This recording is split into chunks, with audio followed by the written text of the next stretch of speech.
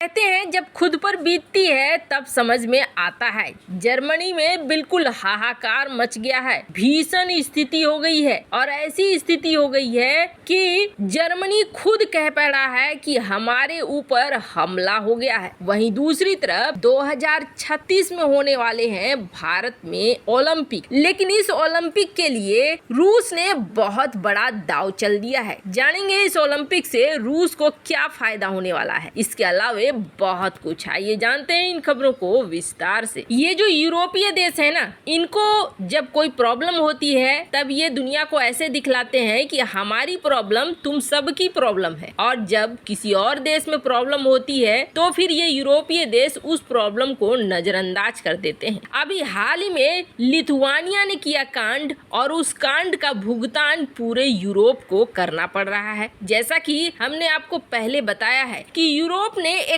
Plan बनाया और रूस को तबाह करने का 3 पॉइंट का प्लान बनाया, जिसमें ईंधन के लिए, तेल के लिए ओपेक और सऊदी अरब के पास जाना है, 3 साल में इलेक्ट्रिक कारें ले आना है और इस साल के अंत तक रूस से तेल और गैस की खरीद पूरी खत्म कर देनी है। जो गैस है उसको खरीद कर भंडारण कर लेना है। ये सारा प्लान बनाया और इस सारे प्लान में मुखिया कौन था? मुखिया था जर्मनी। पर इसी बीच एक बड़ा कांड हो गया। दरअसल जो कालिंगराद इलाका है, उस कालिंगराद इलाका में लिथुआनिया से होती हुई रूस की ट्रेन जाया करती थी। अब कालिंगराद बेस भी है, पोर्ट भी है, यहाँ से बहुत तरह के काम रूस करता है, लेकिन लिथुआनिया ने क्या किया? रूसी ट्रेन को ब्लॉक कर दिया। कहा कि नहीं, हम अपने देश से रूसी ट्रेन को आने जाने नहीं देंगे। बवाल यहीं से शुरू हुआ। रूस को पहले ही समझ में आ गया कि इस सारे खेल के पीछे जर्मनी सहित यूरोपीय देश है। रूस के दिमाग में जहां ये चीज ऐड हो गई तो वहीं रूस ने इसका बदला निकालना शुरू कर दिया। रूस ने तुरंत ऐलान किया कि अच्छा ठीक है, तुम्हारा इरादा है कि आगे के 2-3 महीने में तुम गैस और तेल का भंडारण कर लो और उसके बाद तुम मेरे ऊपर ही एक्शन ले लो। ठीक है, ऐसा करते हैं, हम अब भी से गैस नहीं देंगे। उन्होंने गैस की मात्रा कर दी बहुत कम, इतनी कम कर दी कि जर्मनी जो सोच रहा था कि भंडारण कर लेंगे, उसके पास समस्या ये खड़ी हो गई कि अब भंडारण क्या करेगा, अपने खर्चे को कैसे चलाएगा। 2 दिन पहले ये खबर आ रही थी, ये कहा गया था कि यूरोप को फिर से रिव्यू करना चाहिए, रूस से ऊपर हमारी डिपेंडेंसी हटनी चाहिए और इसके लिए पूरे यूरोपीय संघ मिल बैठकर फैसले ले रहा था। और उसके बाद जैसे ही रसिया ने बंद कर दिया गैस का फ्लो, वैसे ही जर्मनी के लिए लेमन मोमेंट आ गया। क्यों? क्योंकि इसके पीछे सबसे बड़ा कारण है कि जर्मनी की बहुत सारी फैक्ट्रियां बंद होने के कगार पर आ गई, अफरा तफरी सा मच गया और इसका असर सीधे सीधे देखने को मिल रहा है यूरोप के शेयर बाजार में।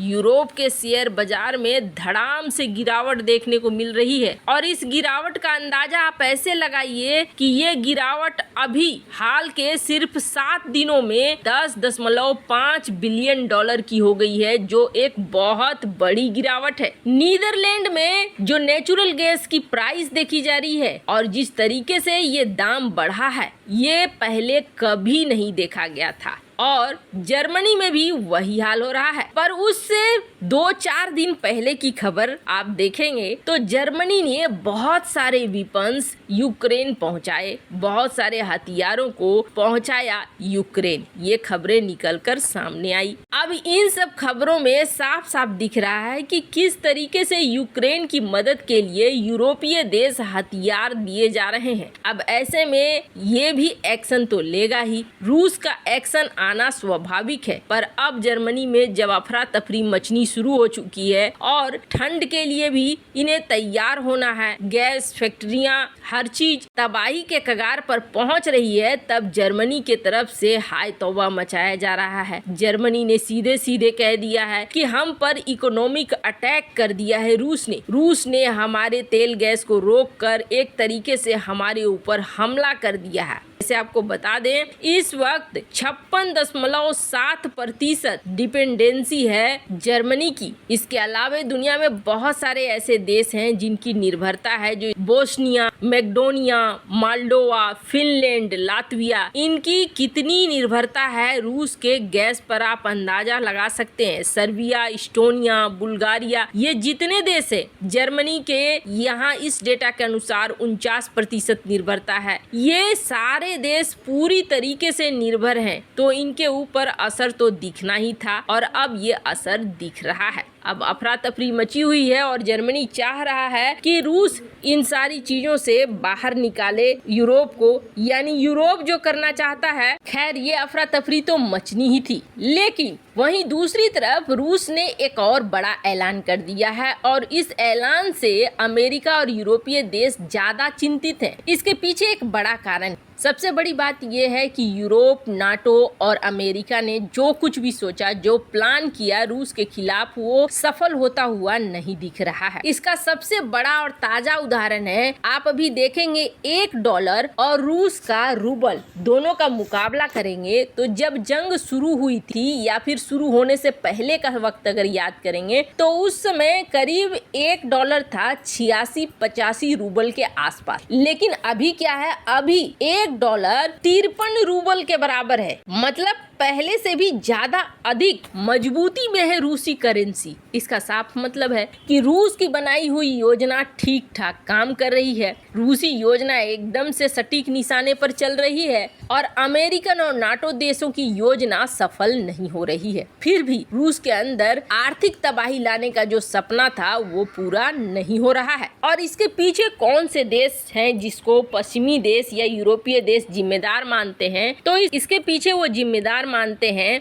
भारत को, चीन को, इसके अलावा खुद यूरोप को भी, क्योंकि यूरोप भी अभी भी तेल और गैस खरीद रहा है और सही मायने में कहें तो आगे क्या होगा ये सोचकर ये देश पहले से कहीं ज्यादा खरीद रहे हैं। इसकी वजह से रूस को नुकसान नहीं हो रहा है बल्कि रूस को फायदा ही हो रहा है। पर अब रूस ये चाहता है कि भारत की मदद से एक छलांग और लगाई जाए और वो छलांग किसमें? वो छलांग लगाने का मौका हालांकि काफी लंबा है, 2036 में है, लेकिन वो दांव अभी ही खेला जा रहा है और रूस उस दांव को खेल रहा है। दरअसल ये बातें हो रही हैं कि 2036 में भारत ओलंपिक का आयोजन करेगा। ओलंपिक एक बहुत बड़ी चीज है अंतर्राष्ट्रीय स्तर पर और 2025 में ओलंपिक के लिए पूरी टीम आएगी विजिट करने के लिए। जो ओलंपिक की कमेटी है वो देखेगी कि भारतीय तैयारियां कैसी है, क्या भारतीय तैयारियां सही है और इस दिशा में काम कर रही हैं जिसके अनुसार 2036 में प्लान किया जा सकता है या नहीं किया जा सकता है। भारत भी इसके लिए तैयारी कर रहा है। अब इसी क्रम में रूस ने भारत को और भारत के साथ साथ